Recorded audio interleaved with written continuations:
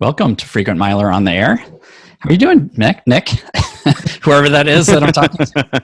I'm doing well. I'm doing well. Always happy to be here. So I just got done trying to prep something for our new challenge that we're going to be talking about here today, and I definitely recorded some stuff.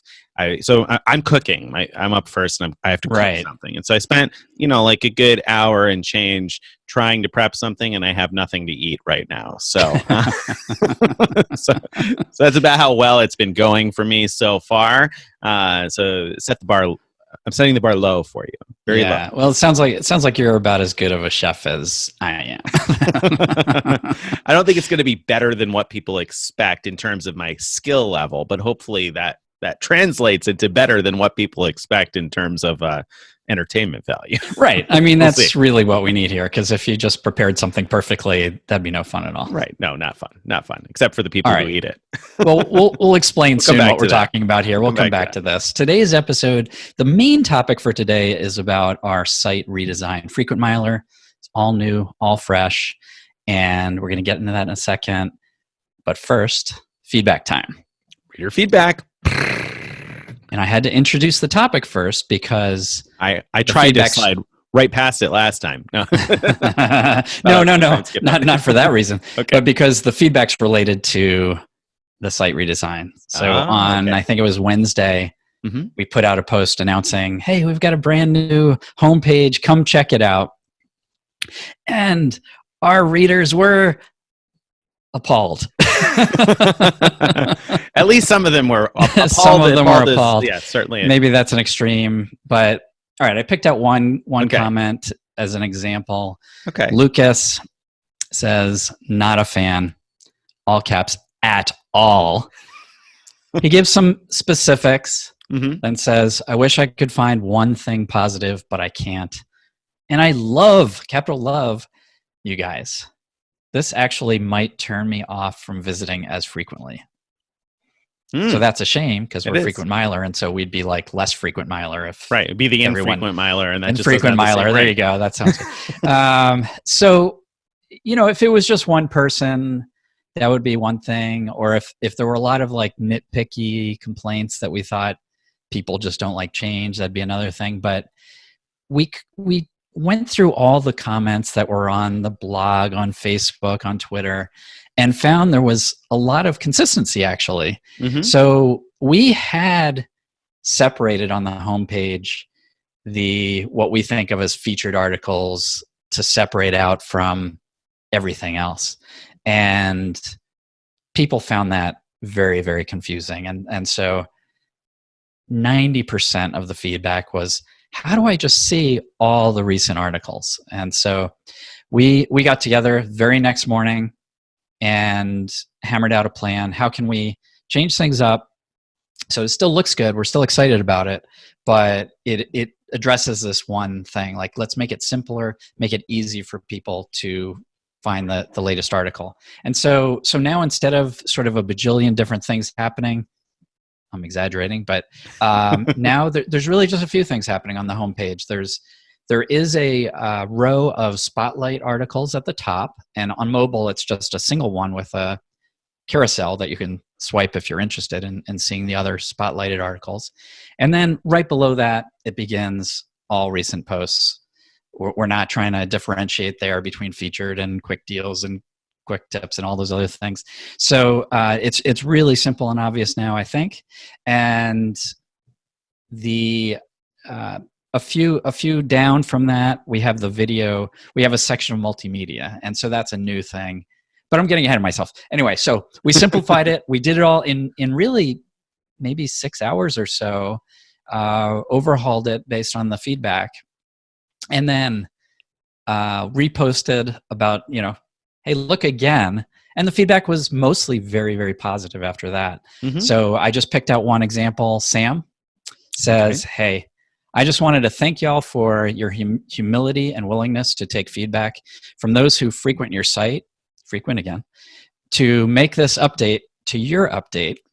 I'm sure it didn't feel great that months of work and effort weren't well received by your audience, yet you put your egos aside and responded to the criticism by incorporating people's feedback in the new design. So that's just an example of some of the positive feedback we got afterwards. And so I think I'm really excited about it. I really love the new design, and I think I like it a lot better than what we rolled out at first. So I think the community feedback not only helped Yeah. readers, but us too. Us too, yeah.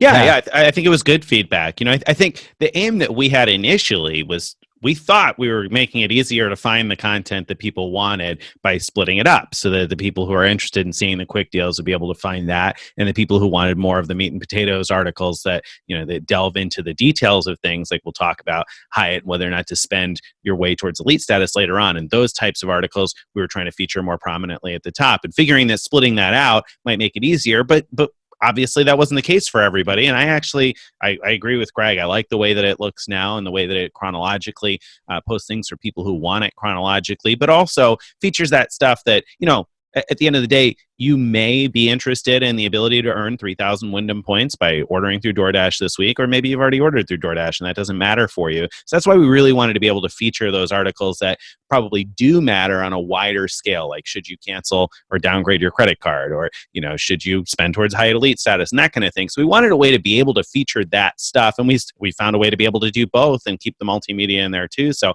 I hope that people who are still finding it a little, different, give it some time to get used to it and see, because I do think that those changes, especially after the feedback from readers, have made it relatively intuitive, I think, and give it a nice, cool, clean look that I think is an improvement over where we were. Yeah, absolutely. And I'm going to not actually say the F-bomb word right now, but I just noticed that Squadcast isn't recording. Oh, no. So I'm going to, while you're talking, I'm going to just take a moment to fix that. And I think we'll probably have to grab the sound out of the other video, or I might be able to time together. We'll see.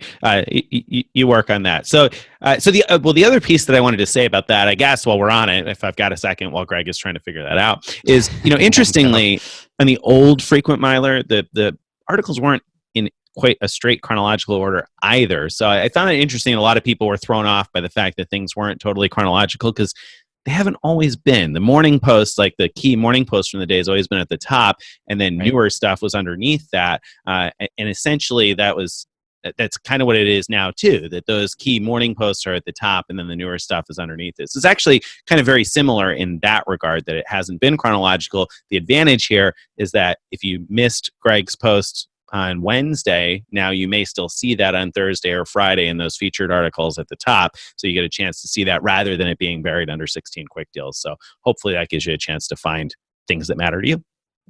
Yeah. So absolutely. So what's your favorite part of the new design? I like the fact that we've got the multimedia somewhere where people can find it. We're spending more and more time doing the podcast and the YouTube thing here, and trying to give people different ways to absorb content, because different people like to absorb content different ways. So I like the fact that that's featured now. It also just feels more modern to me, and I think that we want to be a trusted source for people, and I think that appearances are important in being trusted, right? I mean, that's why bankers wear suits, and that's why they use different color schemes for different types of businesses to tell you, hey, you should trust this kind of a thing. So I feel like having a more modern design does kind of lend to that reputation in the long run, even though it's a little jarring initially when you see a new redesign. But I feel like this looks like a legit modern cool site. So multimedia and the sort of modern fresh look to it. What about you? Yeah, no, those same things are big for me. I love the way it looks. I think Carrie did a great job making it just look stylish, and it I like that the mobile experience feels like a mobile experience. It was never mobile so ready before. We kind of shoehorned it in because it was an old theme that didn't support, mobile. I forget what it's called. Anyway, right. It didn't support adjusting based on mobile automatically. So I just love that now it's the way it should be. It acts like a mobile website. And there's a little thing that I really love. I think you might have been the first to point it out, was that if you use the search bar that's at the very top, there's a little magnifying glass at the very, very top. If you use that and you start typing like Hyatt or something, it auto completes and shows all the articles that match that search criteria. as you're typing. And so it's so fast now to find articles that we want. So I used to actually go out to Google to find my own articles, but now I'm doing it right from the site. And I hated doing that, and I feel like I've been frustrated with the search tool for a while. And when I say I can't find something, you've said before that you use Google to find it, and so I've kind of gotten myself in the habit of Googling things in order to find frequent miler articles. But that's kind of been driving me nuts for a while. So I'm glad now to have a really easy way to search on the site and find a whole bunch of articles at once, so I can find exactly the one I want. So yeah, I'm very happy with that too. That was a very good adjustment and update on the mobile experience. Right. And then if anyone's listening to this and has the mobile site up, press the little menu bar at the top, because it just looks really cool. When it pops out, it has this really cool look to it. But, so you'll see. What I'm talking about. Yeah. I mean, it's a joy to look at it on mobile now, I feel like. And maybe that's partly because I'm so tied to the site, but I feel like it's much, much more intuitive to me on the phone now than it was before. So I think that's a big improvement. Anyway, so and you know what else? It's loading faster. That one of our big things was the old site was taking forever to load, and there are still optimizations we need to make here, but the new site, just because it's on a new theme, new technology, is already loading faster. And so that's a big plus as well. Right. Absolutely. A big plus for the user experience and a big plus for the quality of the site overall. And I'm sure probably a plus for things like Google results and stuff like that too. So a lot of different hidden pluses in there in being able to optimize that and modernize it. So a win overall, I think, all around. I think it's going to be a win long term for most people. And if it isn't for you, let us know why. And just like we incorporated feedback on round one here, surely there will be small tweaks that we make along the way. And Absolutely. as we get the same kind of feedback about something in particular, we'll adjust and adapt to that and try and make it better. I mean, that's our goal, is always to make the site as user friendly and good for the readers as possible. So let us know what we can do better. All right, great. So next up, World of Hyatt. Yeah. Right. They have a new promotion, which is to offer the World of Hyatt credit card, the Chase credit card, offer 3 elite nights per $5,000 of spend instead of 2. On the one hand, that seems incredibly underwhelming as a promotion at this time. Like, shouldn't they be offering tens of thousands of bonus points in addition to more elite nights? Right. On the other hand, some of us were looking to earn top tier Hyatt status through spend on that card this year.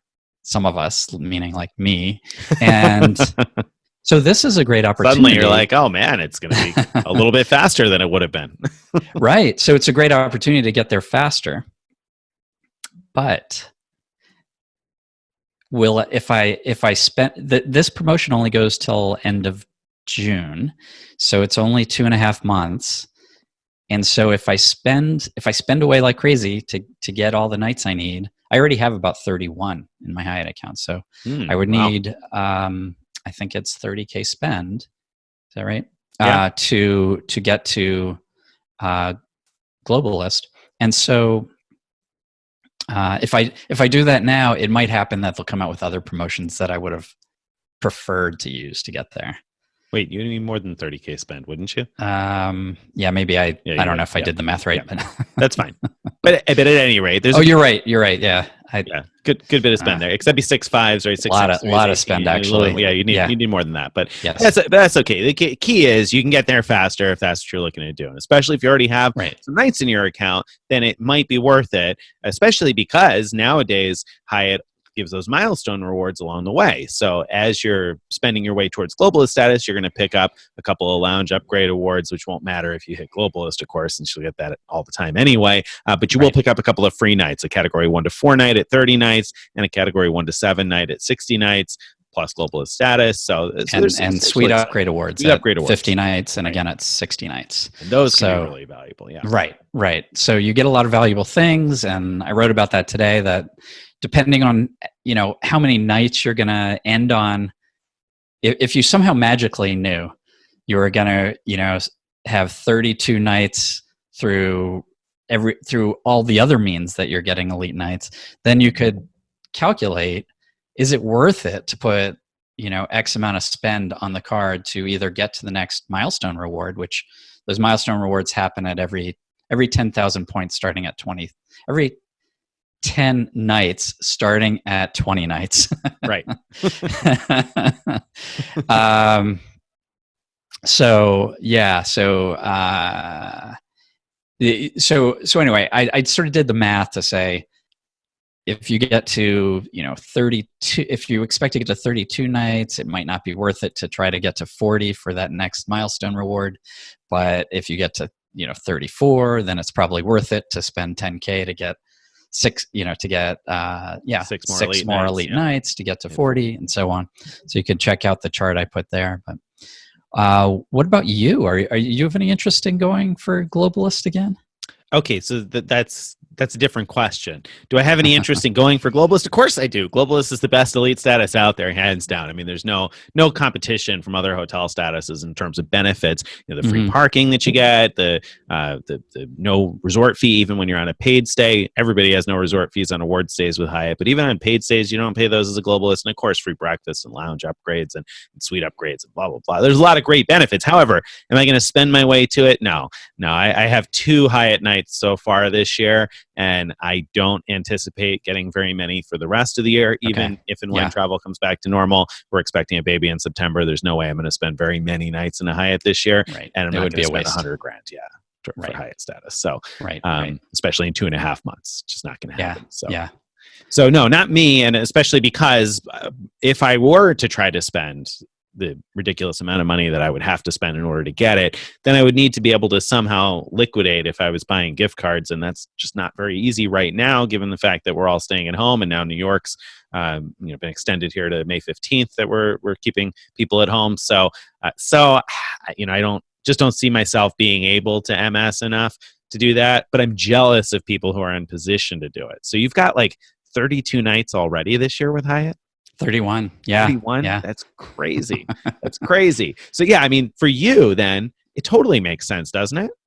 Didn't your chart say if you're going to stay 30 nights? Yes. Oh yeah. It totally makes sense, because the value of getting 40 nights plus 50 nights plus 60, the milestones at each of those, and at 60, getting Globalist status on top of the milestone rewards, the value of all that way outweighs the cost. If I'm assuming, so in the post I assumed maybe you overpay your taxes to do it, and I said, well, it's almost 2% fee. So I just said, let's assume a 2% fee. And so I compared that fee, subtracted out the value of the points you earn on the credit card, said, all right, so it's costing you this much. Is it worth, are the benefits you get worth at least that much? And I was very, very conservative, extremely conservative, very conservative with the value of those rewards, because I think that's important. That I think when people say things like, well, I think I'm going to use that free night certificate for a $300 hotel, that is not a reason to spend $300 to get that free night certificate, because at best, in that scenario, you break even. Right. And you probably weren't going to spend, if you probably weren't going to spend $300 on a hotel night. And if you were, you probably could have gone through like either a shopping portal, or with this Hyatt, you wouldn't be able to go through a shopping portal, but maybe through Hyatt Privé or something, gotten a whole bunch of extra benefits if you're going to spend that. So you want to be able to get that $300 night for significantly less than $300 in cost. Exactly. So as you know, I always look at it as, when you're looking at these kind of things, how much would you be willing to pay if you could just buy that benefit? How much would you pay for that free night certificate? It shouldn't be anywhere near $300, even if you think you'll book a $300 hotel room. So I was very conservative. I said, all right, the category 1 to 4, I'm only willing to pay about $75 for it. Now that was, again, really, really lowballing, because I do know that, in the past, I've booked $250 hotel rooms with those kind of certificates, but these certificates also expire after a year. And so you have to look at those kind of things and say, what is it realistically worth? So anyway, that's how I put all that together. You're going to do it in 2.5 months' time? You're going to make the spend? Well, another piece of the math is if you don't do the whole thing, then then it starts to become a more like there's some more difficult math, because are you going to finish doing spend at only 2 elite nights for every 5K for the rest of the year? And if you don't quite get all the way to the 60 that you need, are you going to count on staying any other nights the rest of this year? I mean, how are you going to figure out how much to spend? Well, that's an issue. I think if travel, it kind of depends when travel opens up. I would like to spend more nights, but I don't know if that'll happen. And so it's tough. I think when I redid the math in my head, I think it's 50,000 spent to get the 30 nights. Does that sound right to you? Yeah, that sounds right. Okay. So yeah, exactly. That's my main fear there is around drawing Chase's attention on that much 50K spend in 2.5 months. Yeah, that's a lot of Yeah. spend. So then do you do 20? Do you do 30? I think leave yourself with a bunch to pick up still? I think I'll try to hit about 30 and leave myself stuff and count on the fact that there will be other promotions. Probably. So that's what I'm going to count on. Yeah. That's a good bet. And I think that you also have to consider, and I didn't think about this math before I started to say this sentence, so maybe it's going to be totally wrong. But you also might want to consider the fact that, well, no, I take that back. So I was thinking Hyatt off-peak nights are only 3,500 points per night, except they decided not to implement the off-peak chart until next year, so that won't matter. Right. People chasing status this year. I was going to say maybe you have to consider your cost to MS on like either the Ink Business Unlimited or an Ink Cash at 5 points per dollar, and figure out, okay, well, if I can mattress run nights at 3,500 points, like then where does that come into play with the cost of MSing status? So, but that doesn't matter this year, because this year it's still a floor level of 5K per night. Right. And my post from late last year, I think I looked at 5K night hotels and said, is it worth MSing on the Ink Cash type of thing to 5X and then transfer the Ultimate Rewards points to Hyatt and book those 5,000 point free nights in order to get my elite nights that I need for status. And I found that the breaking point was I had to be able to, actually, no, I can't remember what the breaking point, but anyway, it turned out that spending on the Hyatt credit card was a better deal for me for the situation that I laid out there. Right. So, yeah, I mean, I think another thing that people probably have to consider there is whatever MS costs they're going to incur in terms of fees and that sort of thing too, because it's going to cost you. Obviously, there's the opportunity cost, like you figured out, but you literally are going to have to pay something out of pocket if you're MSing. So, well, again, the post was assuming you're just paying your taxes, and so it was saying, all right, it's about 2%. About 2%. That's the fee. Right. Yep. So do the math, figure it out, check out Greg's post, because I think there was some really interesting material on there in terms of figuring that, determining whether or not it's worth it for you. And while we're talking about points then and MSing and all that fun stuff, then I think I want to pivot next to talking about Southwest, right? Is that the next thing that was on our list today? Yeah. So Southwest announced what they're doing with Elite Status and the Companion Pass and extensions, et cetera, et cetera. I know a lot of people seem to have been kind of like, concerned with what Southwest is going to do, and now we finally know. So Southwest is extending Elite Status. If you had it that was expiring at the end of 2020, it'll now be valid until the end of 2021. And more importantly, for many people, the Companion Pass, if you had one that was set to expire December 31st of this year, it will be extended until June of next year. So that's June 30th of 2021. You're going to get 6 additional months there. And then this year, it's going to be a little bit easier to get the Companion Pass. They're going to kind of credit everybody with some points. You're not actually going to get the points, but you'll get like a discount, so to speak. You'll get, status points or elite points, so to speak, towards the Companion Pass, elite or Companion Pass qualifying points, as they call it. You get 25,000 points towards that. So you need to earn 100,000 still this year to get a Companion Pass. And those things I wrote a bunch about. I'm kind of disappointed in that part of it, right? I mean, I don't know. Do you feel the same way about that? I do. And I think it's worth mentioning that yesterday, we were on our Frequent Miler live show, which we're doing every Thursday afternoon. And while we were talking about Southwest, we were talking about how Southwest hadn't made an announcement. Right. Somebody asked us. Like they said, what gives or something, right? Right. What gives? Why are they not? Why haven't they announced this? Southwest is literally making the announcement while we were saying that. But during that conversation, you also said you had more than 100% faith in Southwest. You're listening there, huh? You're hoping I wouldn't. In doing the right thing here, do you think they did the right thing? Did they let you down? Didn't they? They let me down. No, they didn't. They did. It stinks because I think they did as well as they were going to if they announced their solution right now. And I don't say that as a cop-out because I definitely expected Southwest to do better, and I'm disappointed with how they did handle the companion pass, particularly both for people who had one that is expiring next year and aren't getting anything, and people who've already earned one this year and aren't going to get anything extra at this point either. And even their most loyal flyers who are still going to have to, pick up 100,000 Southwest points from flying this year? I mean, that's crazy. Nobody's going to be able to complete that. So I'm disappointed with Southwest from a number of different perspectives. However, I said all along that I didn't think they would announce anything for a while because it doesn't make a difference right now. I think they probably got bombarded with questions about it, just the same as many of the rest of us have been asked, when's Southwest going to do something? When's Southwest going to do something? And maybe they just got sick of it and said, okay, well, everybody else has announced, we're going to announce too. And the problem is if they announce today, they have to make that assumption or make the assumption that travel will probably return to normal sooner rather than later. And so they're going to have to base those requirements on, okay, well, if people start traveling again next month, then it'll be a little bit more than a half year they have to qualify, blah, blah, blah.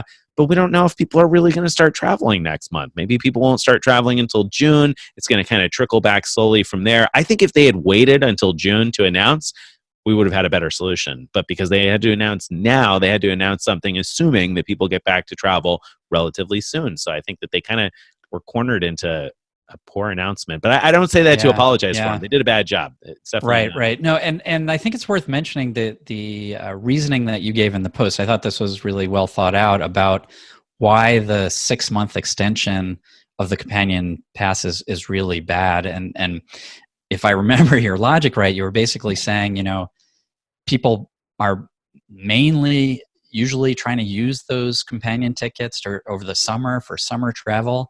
And so this summer, probably not going to happen. So they got the companion pass. They were loyal enough to get it. Can't use it this summer. And now it's going to extend until June 30th. June 30th. I don't know. School in New York gets done in the middle of June. You could maybe get one flight in using it. Right. So, yeah, I mean, you're not going to get summer 2021 travel or 2021 travel either. Yeah, I mean, you end up with a companion pass and basically no ability to use it during the summer. And again, we look at it from a credit card perspective, right? So us and most of our readers probably earn a companion pass early in the year and have it for 2 years. But I want to look at this from the perspective of the loyal Southwest customer that spends an entire year flying or using their credit card to earn up 100,000 points, or 110 it was, and now it's 125, and they earned their companion pass in December, and then all of a sudden haven't been able to use it, now basically aren't going to get a single summer out of it because most people would only have a companion pass for about 1 year, right? And they're not going to get a full summer out of it. That stinks. It does stink. Now, one thing that might be making it harder for Southwest, I'm just guessing here, but we've talked about before how things like elite status from the airlines doesn't probably cost them much. So for United and Delta and whatnot to say, oh, you have status for another year, what does that really cost them? But I mean, I guess it's maybe costing them some incremental flying that we would have done to try to keep status. But still, Southwest, you could argue that the companion pass thing is costing them big money potentially. It definitely costs them something. Yeah. And whatever that something is definitely more than the chance at a free upgrade and a free drink now and then or something like that. It's definitely costing them more in the sense that at least some of those trips you would have taken anyway and paid for a second passenger. So definitely. And it takes up a seat that somebody else could have potentially paid for because I've been on plenty of sold out Southwest even flights. Uses more fuel because there's more weight on the plane. Right. So there's definitely a pretty concrete cost. So you're right. It's an expensive benefit for them. And in the post I mentioned that, I felt disappointed that they only basically chopped 25,000 points off of what you need to earn this year. So that's a fifth, 20% of what it would normally take to get the companion pass. And I think we're going to lose a lot more than a fifth of the year, a lot more than 20% of this year for travel. I mean, we've already lost 2 months. We're probably going to lose a couple more, probably, most likely, or we lost a little more than a month anyway. It's going to be several more. So I feel like that wasn't a fair solution, but at the same time, you got a whole ton of credit card holders out there that have opened up credit cards that offered 60, 70, 80,000 points as a welcome bonus. So if they drop the requirement to 80,000 points, suddenly you've got a huge sum of companion pass holders, some of which probably didn't even know about the companion pass. They just signed up for a credit card on a plane or in the airport, and then all of a sudden they're sitting with a companion pass that now obviously they're going to look to use, and that's going to be more expensive for Southwest, or it'll be very close within reach for those people. And so I don't think that it would have been a financially easy decision for Southwest to have dropped it much more than they did. So I think that they didn't have a good way out of that. It was going to be expensive for them no matter what. They chose a way out that sounds fair-ish. But it was a little bit disappointing. Until you think hard about it. Right. Is your prediction that they're going to come back later with something better? I don't know. I wouldn't count on it. I would have counted on them to have made the right decision the first time around and stuck with it. So over I wouldn't count on 100% guaranteed. Yeah, right, right. I mean, they did extend it, right? So from that perspective, I get sort of for a few people, for people who learned it the regular way, they extended it. So anyway, so that aside, there's also an opportunity in the Southwest announcement, because the other interesting piece is that they said that if you had a travel certificate that was set to expire between March 1st and September 7th, or if you have a new travel certificate generated during that time, so for instance, you book a flight and it gets canceled, or you cancel it, then you end up with these travel funds. So if you have travel funds that are generated between March 1st and September 7th, or scheduled to expire in that time frame, they're extending them until September of 2022. So that's more than 2 years from now. And they said that those certificates will be convertible to Southwest Rapid Rewards points. And that's where it could be interesting. It definitely could be. So there's lots of ways we might be able to play that depending on what the conversion ratio is. But assuming it's fair, anyway, I'm not going to guess. I've been wrong so much this year. It could be fair. If it's fair. They say that it's going to be based on the same value, so to speak, today. The way they worded it in the press release wasn't clear, but what I think, based on what they said, is that it'll be whatever the number of points would have been to pay for that flight in points. So I think the value will differ for different people, because if you had a ticket to Mexico, then those points are theoretically worth a little bit more. And you can check out our new True Value of Southwest post that Greg did a while back that explains how they can be worth up to 1.9 cents each. And if you booked a flight within the United States, it's going to be worth a little bit less. And if you booked an anytime fare or whatever, it's going to be even less. So I think it'll be probably tied to what the points cost of that flight would have been when you booked it, I think. So just hypothetically, if I were to book one of those flights to or from Mexico and canceled it to get the travel credit, and then I should get the opportunity to turn that into Southwest points. Mm-hmm. Is this a way to convert credit card points that today can only be where you get the best value for travel purchases? Is this a way to convert those points to Southwest points, potentially at better than 1-to-1? It could be. It could be a lot better than 1-to-1 even. Right. It certainly could be. Yeah. Because, if you're able to buy, so on those types of flights where the points are worth almost 2 cents, a little less than 2 cents each, let's say you got $100 flight, then we're talking about it must cost a little over 5,000 points one way. Right. So you actually want to go the other way, don't you? You want to get, you do. You want to find the flights that have the worst value, not the best value. Because the best value ones are where you're paying the fewest number of points, right? And so you don't want to get the fewest number of points back. You want to get the most points. And so, all right. So I need to rethink how to find that. But anyway, so about a little less than 1.5 cents each is where we probably are, right? Although, would you then want to get the anytime fares? Boy, this is going to be some math. This is a post right here. You see, it's formulating. This is how it happens, guys. So anyway, so if it were about a penny and a half each, then that $100 flight would get you about, what, 7,500 Southwest points, right? Ish. Yeah. So if you were to book that $100 flight with, say, venture points from the Capital One Venture card, it would cost you 10,000 Capital One points, and if you're able to then cash it in for Southwest points, you'd end up with 7,500 Southwest points. So it'd basically be 10,000 points for 7,500 Southwest points. That's not a bad ratio for Capital One to Southwest, probably, and it's certainly not. It's pretty similar to all their other airline mile transfers, and it lets you go to one that it obviously is not currently supported by anyone but Chase. So it's a way to get it from another bank.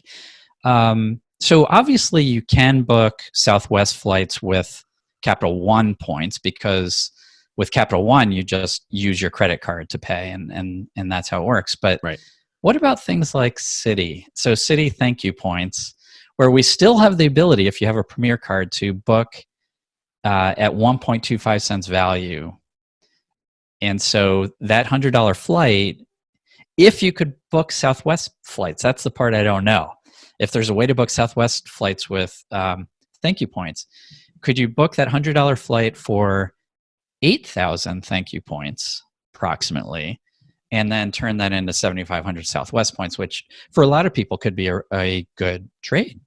Yeah, I mean, it certainly could be, if you want Southwest points, and for some people that are locked out of Chase cards, whether that's because they're above 524 or because they got shut down by Chase or whatever else, they don't have any other path to Southwest points because they're not transfer partners with any of the other credit card programs. So if you're in that boat and you're a Citi person because you can't be a Chase person, that may not be a bad trade.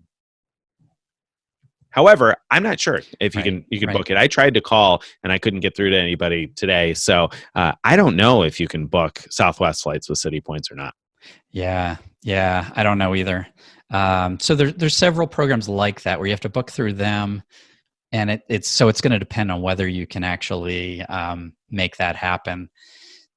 How about not using credit card points, but airline incidental fees?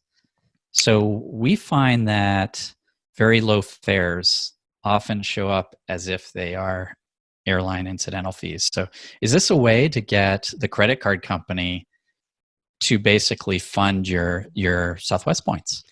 Maybe.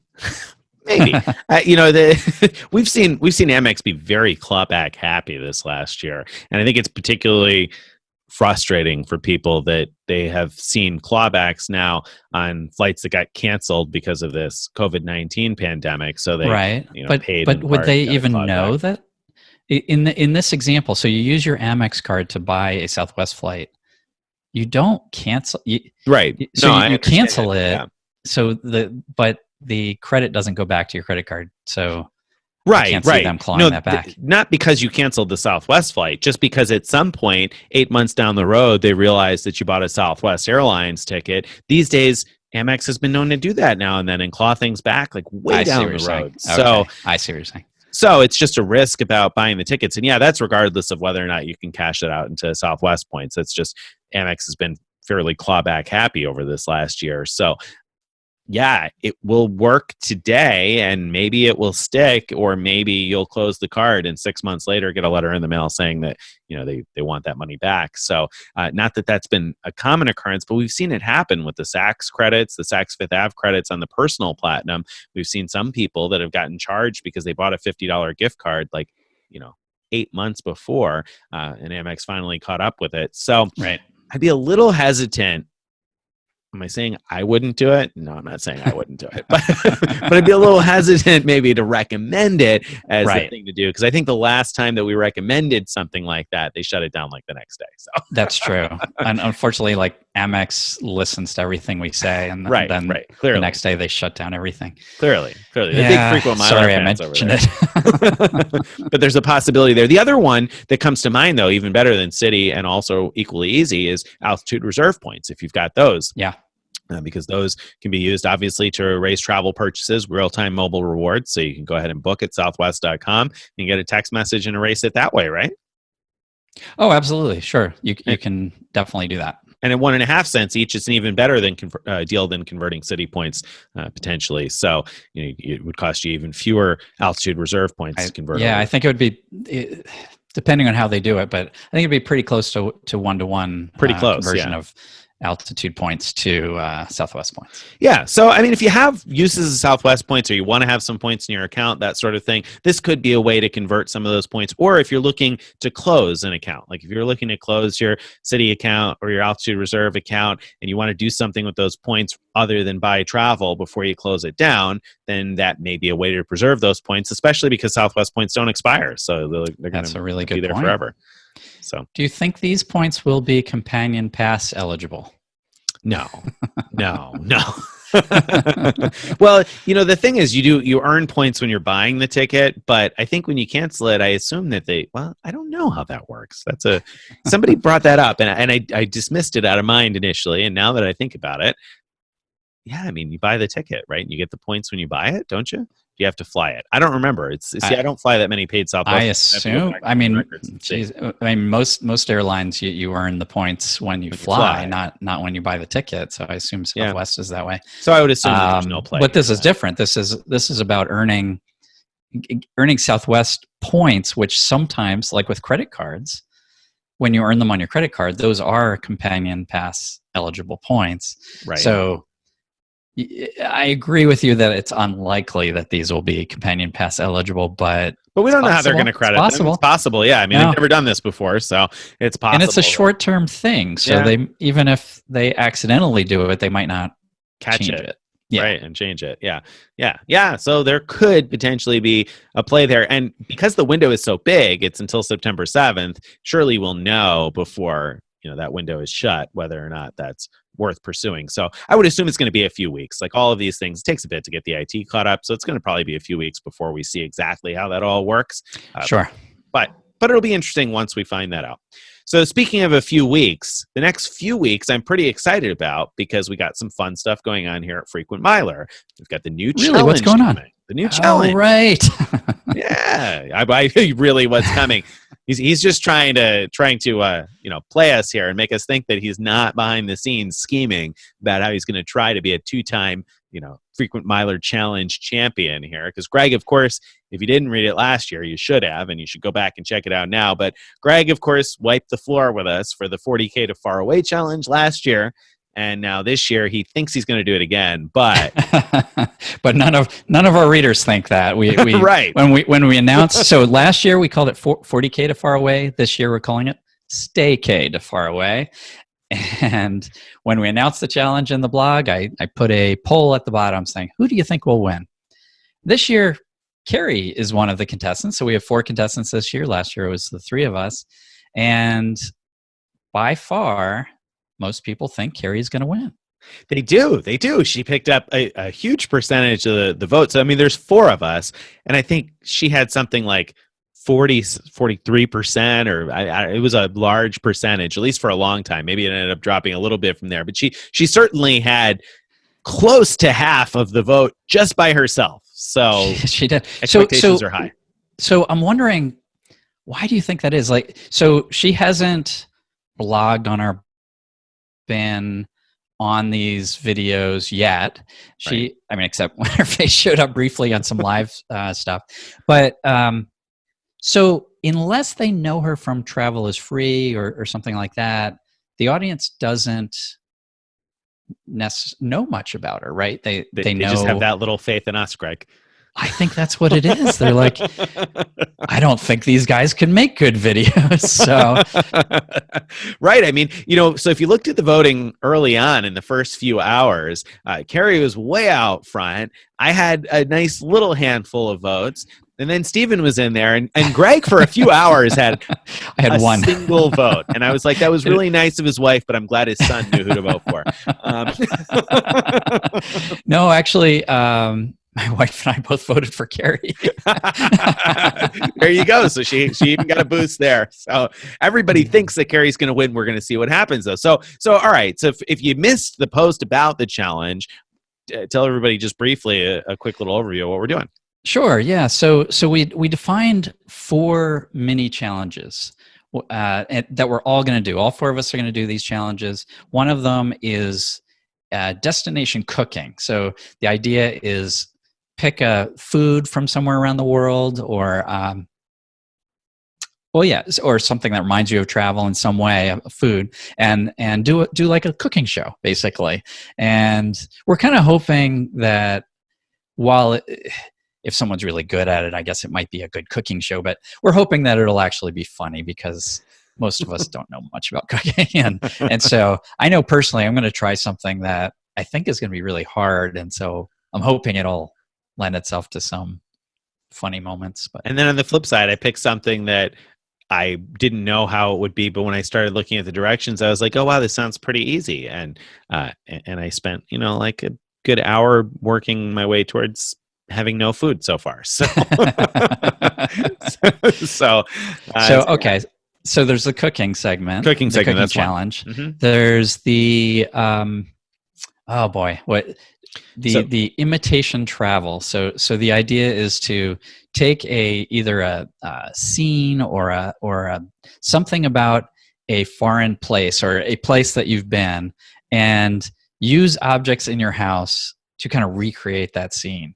And it could be you're making like a still sort of diorama, or it could be that you're making a video walkthrough of a city, or it could be really anything that you want. The point is just you're recreating something, a destination. Mm-hmm. And I've got an idea on that one. So I think actually I feel pretty good about that, but I'm not up on that just yet. So I got some time to work my way towards that, but I'm actually getting. That was actually my least favorite from the beginning. When we came up with that one, I was like, I don't know. I don't really have an idea. I'm not really creative in that way. I don't have any artistic ability. So I thought it might make for great TV, but not necessarily my favorite one to put together. But now I'm excited. So I think I got something there. So okay, good. We're gonna do the imitation travel, and then we also have a life hack. So we're gonna try to come up with something that's gonna hopefully be on par with Greg's eye mask face mask post. If you didn't see that, where my wife's that's eye right, mask face that's mask. right, that's right. Oh my goodness, my apologies to Mrs. Myler. Please let her know that I give her credit. So Mrs. Myler, Dr. Myler to you. She's Dr. Professor Myler. Professor Myler. Yeah, Professor Myler came up with a brilliant idea to use an eye shade as a face mask to be able to go out and shop safely when you got to go out shopping and that sort of thing. So in fact, I've given a couple to family members now. So from my amenity kits, I have so many amenity kits. Yeah. So and they've been appreciative. So especially because here in New York now, you're going to be required. I think starting today is what it is. You're required to wear a mask in public. So that's certainly been something that's come in handy. So we're going to try to come up with our own life hacks.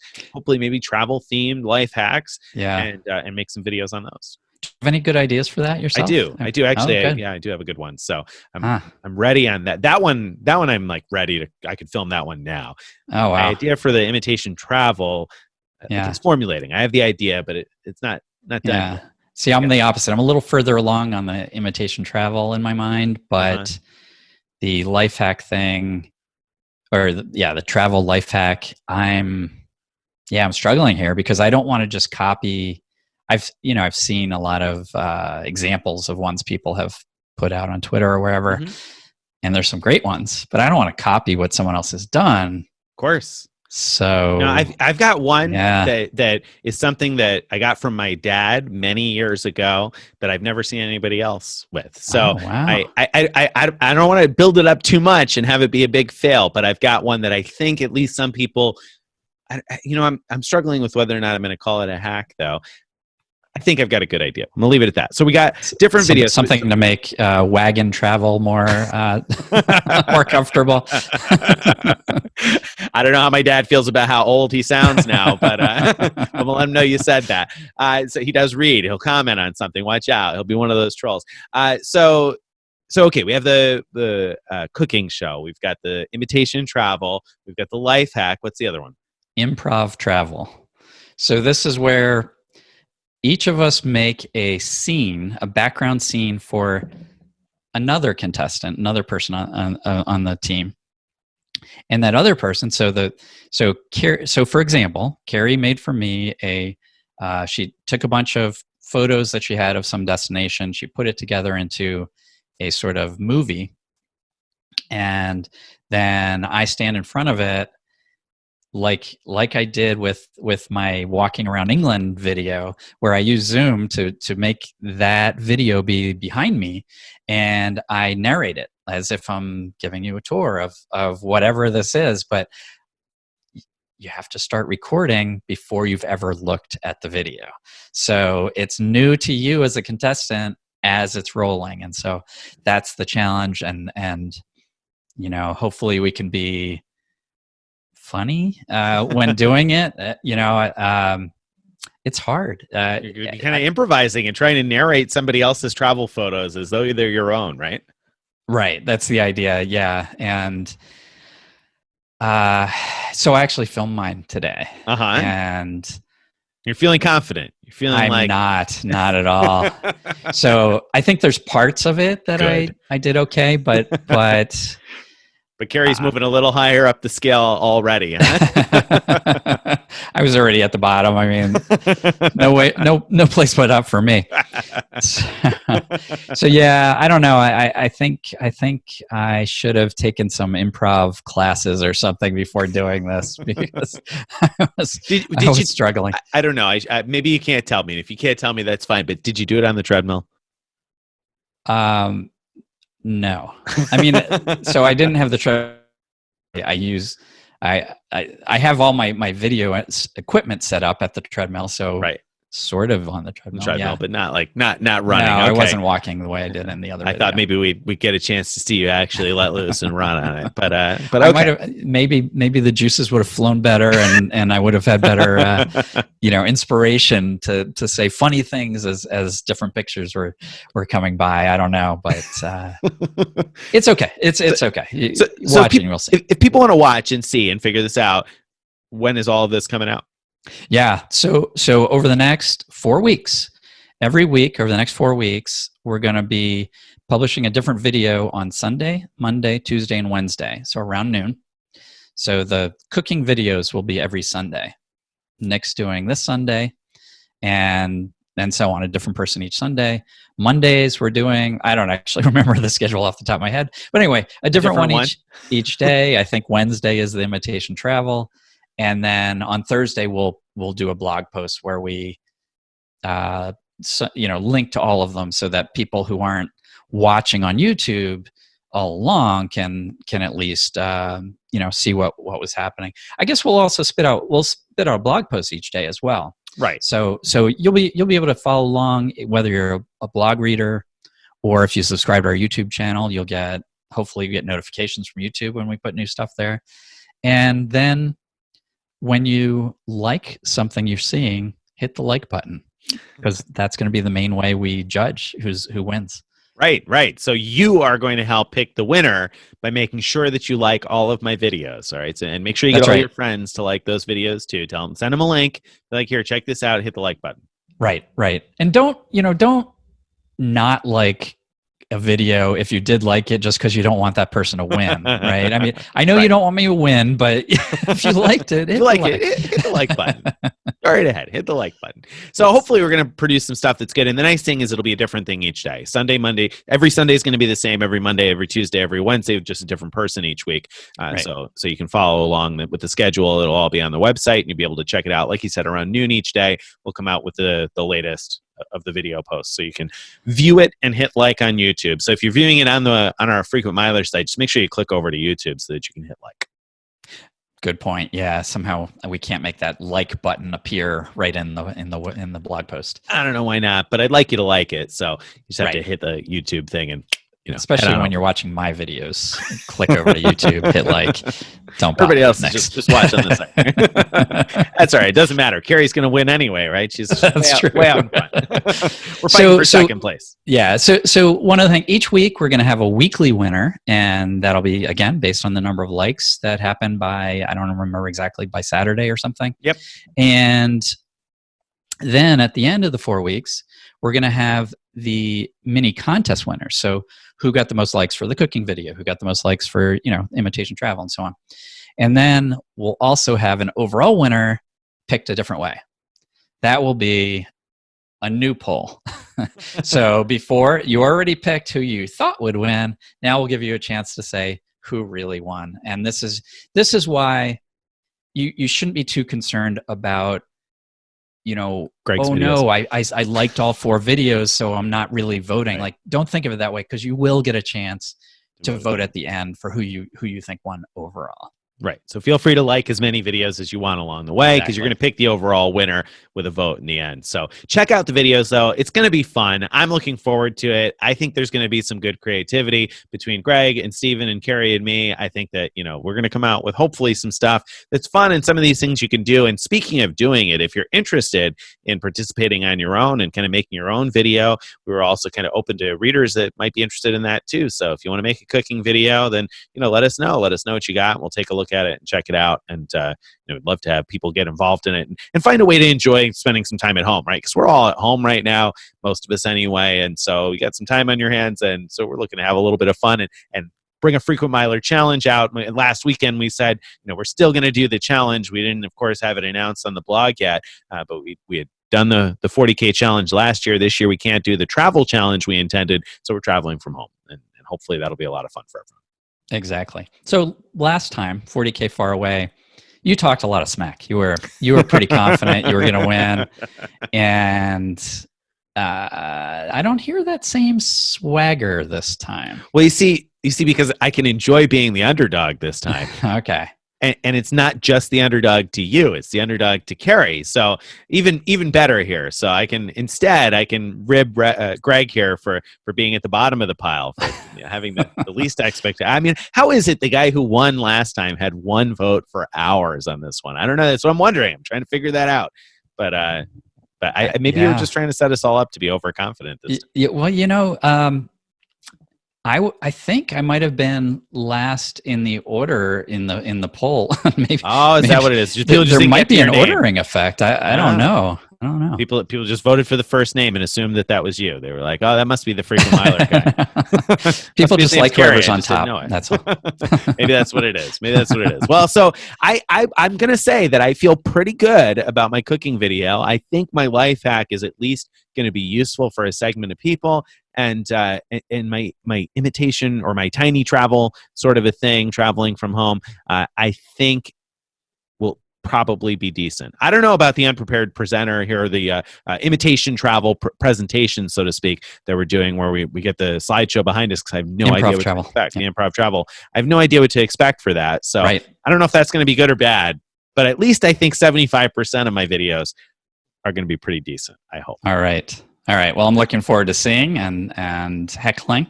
So we'll see. So that person commenting at the bottom of my videos is really Greg. It's not a. That's right.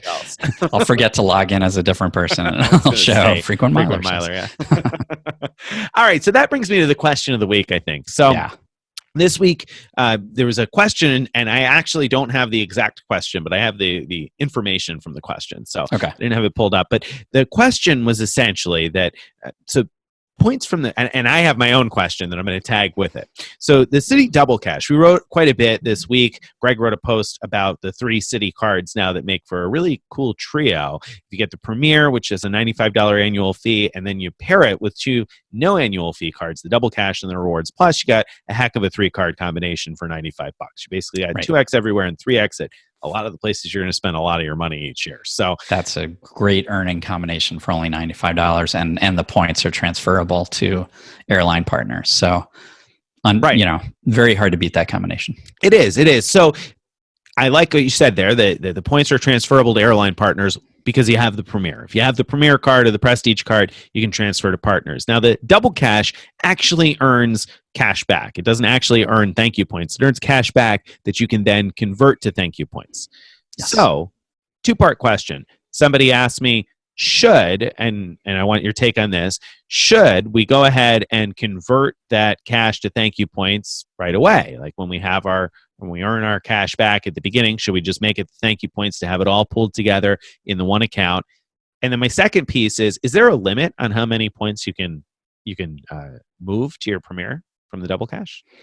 I can't remember if there's a limit. That's a good question. There's a limit from person to person, right? So if I had a Double Cash and I wanted to transfer it to your Premier. Then there's a 100K limit, but 100K, but this is different. This is converting the cash back to ThankYou points. So yeah, I'll have to look that up. Yeah. So we won't be able to answer that right here. But it's important to understand how this double cash thing works. When you set up your account to allow it to transfer to ThankYou points, the cash back to transfer to ThankYou points, you actually get a ThankYou account that's tied to, but a separate account number than your double cash. So you have this sort of double cash ThankYou account that's a separate thing from your double cash card rewards account. So the reason I'm saying that is because there's been some confusion about in order to use your ThankYou points from your double cash to transfer to partners, the best way to do that is to combine the double cash ThankYou account with the Premier ThankYou account. And that gives you all the power that the Premier has to transfer to partners. And so there's been some confusion about that. Like, once you combine, does that mean you can't have the option of cash back anymore? Is that like a one-time thing? It's not, because remember, the ThankYou part of the double cash is a separate thing, and you can at any time, it's not a one-time thing. Say, I want to earn ThankYou points from now on. It's not that at all. You're always earning cash back first, and then you're picking, oh, I want to move some of that cash back over to my ThankYou points account.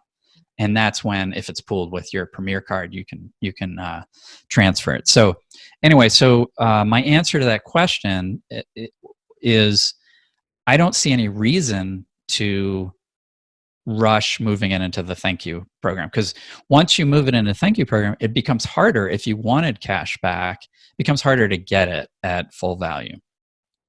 So if there's a chance that you'll ever want that cash back as cash back, just leave it sitting as cash back. And then if you ever need those ThankYou points, then initiate that move over. It should happen instantly. Now, there have been technical difficulties some people have run into, so you might have that. But in most cases, it just works smoothly, and you're good to go. So there's no reason to convert it to ThankYou points up front and transfer to airline partners, or well, because you can transfer to airline partners. You're better off keeping it as cash, keeping it flexible, and then just moving it over when it's time to be able to redeem. Now, that's right. I'm going to tag a second question with it because I can. Somebody asked, is the double cash then worth a 524 slot because it earns 2 ThankYou points per dollar? Theoretically, I think it's uncapped. I know the cash back is uncapped, so I think it's uncapped in terms of transferring it over to ThankYou, but I hadn't thought hard about it before. Yeah, I think it is, but yeah. So anyway, assuming that it is it worth a 524 slot to get that card? Because here's the thing with the double cash card, it's not really worth applying for the double cash because there's no welcome bonus. So probably your best path to a double cash is to open, for example, an American Airlines credit card and then down the road downgrade it, except I think you'd have to wait a year for that, right? So then is it worth skipping that if you want those double cash points now and applying for a double cash now and tying up a 524 slot? Yeah. I mean, I think everyone's situation is different with answering that. So how much would you have to, like, what would make it worth it? In what situation would it be worth a 5? Because if you're gonna use up a 524 slot, you're giving up the chance to get a welcome bonus. So welcome bonus on whatever card, and most welcome bonuses are, especially if you look at the Chase cards, if you're giving up a 524 slot, 50,000 points for most of the better Chase cards. So, well, I mean, not everybody's signing up for that many cards. So using up a 524 slot doesn't mean you're giving up the ability to sign up for Chase cards. You might be you only sign up for a couple cards a year, in which case you're not going to hit the 524 limit anyway.